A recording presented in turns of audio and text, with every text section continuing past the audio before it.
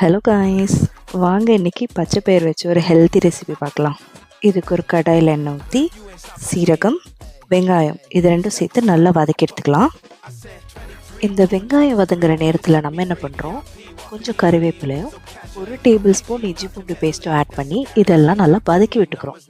இதோட பச்சை வாசனை போனதுக்கு அப்புறமா இது கூட 1 தக்காளி சேர்த்து வதக்கிக்கிறோம். கூடவே கொஞ்சமாக மஞ்சத்தூள், உப்பு, காஷ்மீரி மிளகாய் தூள், அப்புறமா 1 டேபிள் ஸ்பூனுக்கு சாம்பார் பவுடர் ஆட் பண்ணி வதக்கி எடுத்துக்கலாம்.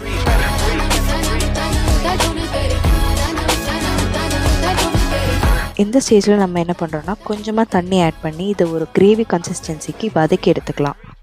இப்போ நான் இது கூட குக்கரில் வேக வச்சு எடுத்த பச்சை பயிரை ஆட் பண்ணி நல்லா வதக்கி விட்டுக்கிறேன். இப்போ இது கூட நம்ம 1 கப் தண்ணி சேர்த்து இது எல்லாத்தையும் வேக வைக்கலாம். இது வெந்து வர ஸ்டேஜில் நம்ம என்ன பண்ணுறோன்னா இது கூட கொஞ்சமாக கசூரி மேத்தியை நல்லா ஸ்ப்ரிங்கிள் பண்ணி விட்டுக்கலாம்.